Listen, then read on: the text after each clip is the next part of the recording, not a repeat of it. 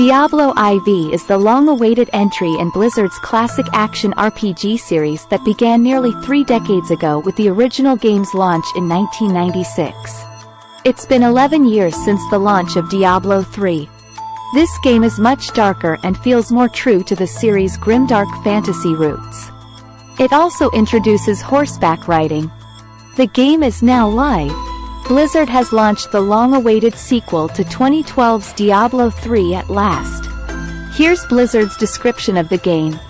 Diablo IV is the ultimate action RPG experience with endless evil to slaughter, countless abilities to master, nightmarish dungeons, and legendary loot. Embark on the campaign solo or with friends, through beautifully dark settings, or explore a shared world where players can meet in towns to trade, team up to battle world bosses, or descend into PvP zones to test their skills against other players. How is Diablo IV reviewing at launch? The game is reviewing quite well with critics. Currently it's rated 88/100ths on review aggregation site Metacritic on PC. It has a 92/100ths on Xbox Series X and an 87/100ths on PS5. PC Gamesin's Lauren Bergen gives Diablo IV a 10 out of 10 rating.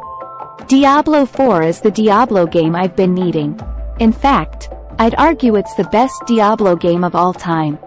A statement that's controversial, I know. It's the alluring shadow, the ragged whisper in the wind. It's quintessentially Diablo in every way. Hail Lilith, O denizens of Sanctuary, Diablo is back. The lower-end scores aren't that low, either. Level Up's Luis Sanchez gives the game a 7/10, noting, Diablo IV remains stuck in the past while trying to find innovation without generating friction with fans who have played the franchise for over 2 decades. It feels like the ghost of Diablo Immortal continues to haunt the halls of Blizzard. The game is more of a reinvention of the classic experience, focusing on a games-as-a-service format to ensure another decade of content for Diablo. Diablo IV has, miraculously, bucked that trend. Perhaps desperate to avoid the grim era 37 days of Diablo III, or even the frustrations around Overwatch 2, Blizzard managed to pull off a nearly perfect launch, at least on PC. On PS5, gamers faced the dread, unable to find a valid license for Diablo IV. Code 315306. Error. This meant that you had purchased the game, but on the PlayStation side of things, it looked like you didn't. The fix for this? Buy some in-game currency, Platinum, in the PlayStation Store and you'll be able to play. It's a fairly dystopian workaround, but at least it's not an intentional way to get you to spend more money. We hope. This is the early access period, so it's very possible that other issues will arise by the time the game launches for real next week. But it appears the 2 betas and the final server slam beta really did, for the most part, make this a much better launch than anyone expected.